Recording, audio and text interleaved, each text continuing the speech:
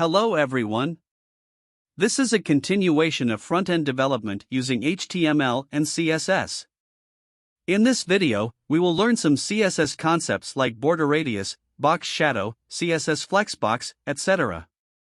Then, we will start building web pages for our bank application. We have already seen border 1px solid, and here is how it looks. What if I want rounded edges? I can just set the border radius, let's say 10 pixel. Now, as you can see, all four edges looks rounded. Here is how it works. It's like creating a circle of a 10 pixel radius at the edge, and then removing the unnecessary parts. Apply this to all edges, and you see rounded edges. What if I set the border radius to 50% of the square length? As you can guess, it would look like this. If I remove the straight borders, I will get a perfect circle. Let's see this in action. Let's set the border radius to 50%. As you see, we get a circle. Now, let's talk about box shadow. As you can see, to create a basic box shadow, we need three things: horizontal and vertical offset, and some blur width. There is also a property called spread, which we would discuss later. Depending on the direction of light, a shadow may appear on the right side or left side of an object. For example, here we see a shadow on the right side, which means probably light is coming from the left. We specify the width of the right or left shadow using horizontal offset. A positive value for right and negative for left. Similarly, we can specify top or bottom width using vertical offset, positive for bottom and negative for top. If you look at the shadow closely, you'll notice that it's not sharp, but rather blurred at the edges. To achieve this effect, we can specify a blur width. So, in short, to create a basic shadow effect, we need three properties: horizontal and vertical offset, and blur width. Let's see this in action. Here is our div. Let's give it a box shadow with an 8 pixel offset to the right, 8 pixel offset to the bottom, and a 4 pixel blur. As you can see, here is our card with the shadow. We can also change the shadow color. Let's set it to gray. See, shadow now looks gray. Now, let's change the horizontal offset to -8 pixel. As you can see, shadow appears at left side of the card. Similarly, if I set top offset, -8 pixel, shadow would appear at the top. Let's discuss about CSS Flexbox now. In simple words, Flexbox is a CSS layout model. There are different ways to lay out HTML elements such as CSS grid, HTML table, etc. In this video, we'll be focusing on Flexbox, a modern and popular CSS layout model. In fact, more than 90% of our layout work can be accomplished using Flexbox alone. Let's first understand what layout means. Here is an example of a house layout. As you can see, the layout shows us how things are arranged. In other words, it gives you an idea of where the bed, dining table, couch, and other items are placed within the house. Similarly, creating a layout for a web page involves positioning the header at the top, footer at the bottom, and content in the center, among other elements. Think of Flexbox like a bus driver who arranges the seating for passengers. Similarly, a Flexbox arranges HTML elements and determines their position within a container. Here we have three divs inside a container div, labeled 1, 2, and 3.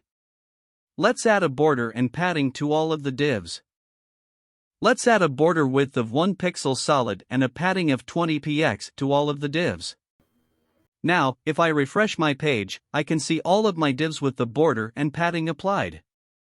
Let's set the display property to flex for the container div. As you can see, all of the divs now appear in a row. That's because the default flex direction is row. Let's change it to column instead.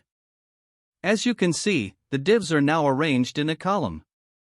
Let's remove the flex direction and explore different alignment options. To align all of these items horizontally in a flex row container, we can use the justify content property. Now I'm going to go through all of these different values, such as center and flex end, to show the different ways that Flexbox can be aligned. If we set the Justify Content property to center, the items will be aligned in the center. Similarly, if we set the Justify Content property to end, the items will be aligned at the end. Similarly, if we set the Justify Content property to Flex End, the items will be aligned at the end. Flex Start aligns and moves elements to the beginning. Left aligns and moves elements to the left. Space Around gives space around them, while Space Evenly distributes the space evenly between elements and their container. Space Between gives equal space between them. If I want to change the style of a flex element, there are several properties that can be used. What if I want to change the flex property of an individual item inside a Flexbox? Well, we can use the flex property for that specific item. For example, if I want divs2 to grow and take all the remaining space, I can set the flex grow property to 1. As you can see, now div2 takes up all the space. Now if I change the direction to column, it should work the same way in the direction of flex. Well, we don't see the effect of flex grow for div2 because by default, its height is set to auto. Let's set the height of the parent div to 70 vh, viewport height. As you can see, it now works as expected. Now, the second div takes up all the remaining space. When changing the flex direction from row to column, everything behaves as expected. The only difference is that in the case of row, all the flex properties were working in the direction of row, while in the case of column, all the flex properties are working in the direction of column. I'll be focusing on the most important concepts today, but don't worry, we'll cover more advanced topics later in the course. Now that we have covered the basics of HTML and CSS, we have gained the necessary knowledge to construct the front end of our application. Great, let's get started with building our bank application.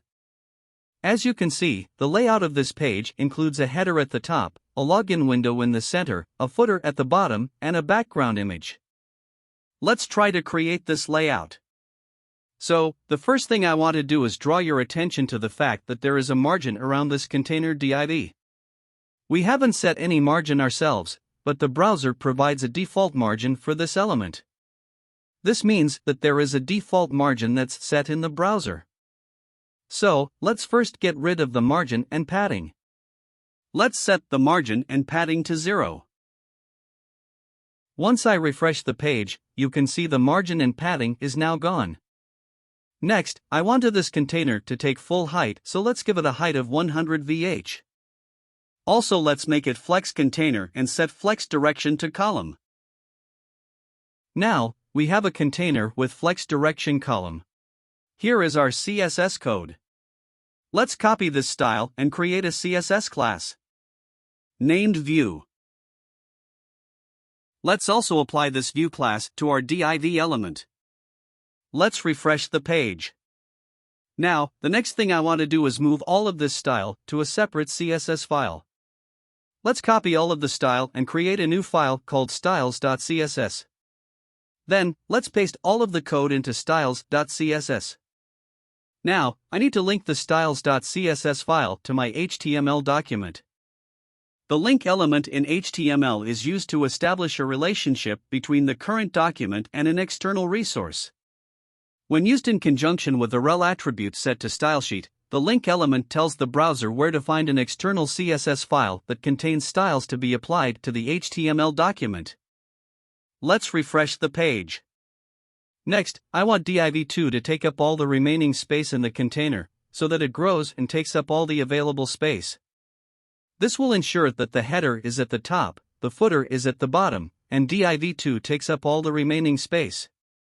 To achieve this, we can use the FlexGrow property in our CSS code. Let's set FlexGrow to 1. As you can see, div2 has now taken all the remaining space. Let's go to styles.css and create a CSS class for main. Inside this main class, we can set the FlexGrow property to 1 to make it take up all the remaining available space.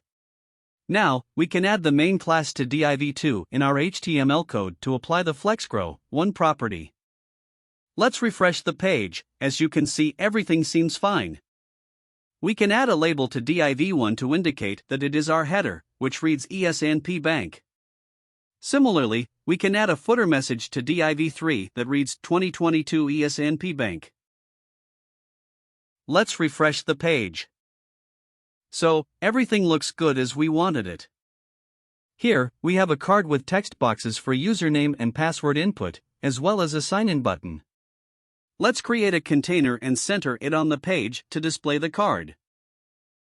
So inside the main content, I want to create a card. Let's make a div, and inside this div, I will put a label for the username, an input field of type text. Then, let's create another label for the password, with input type set to password. Finally, we want a button, let's call it sign in. So let's give this div a class named card. Let's refresh the page. As you can see, everything seems fine. Now, the first thing I want to do is to add a border to this card and set its flex direction to column. Let's create a class called card in the styles.css. I want the display to be flex with flex direction column. Then, I want to add a border of 1px solid with a gray color, and I also want to add a padding of 10px. Let's see how it looks. As you can see, the username and password text boxes are inline. I want them to look like this shown in the image. Username and password label appearing on separate line and again flex direction column can do that for me. As you can see, the username and input are inside this label, so let's set the flex direction of all these labels to column in order to display them vertically. Let's refresh the page. Now that we have added the username and password fields, I also want to set a border radius for the card. Let's set border radius to 10 pixels. I also want to add a box shadow to the card. Specifically, I want the box shadow to have an offset of 5 pixels horizontally and 5 pixels vertically, with a blur radius of 3 pixels and a gray color. And instead of setting border radius to 10 pixels, let's set it to 5 pixels. I am going to set a max width for the card.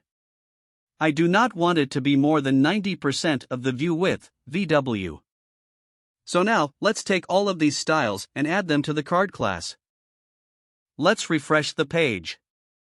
Now, the other thing I want to do is to center the card.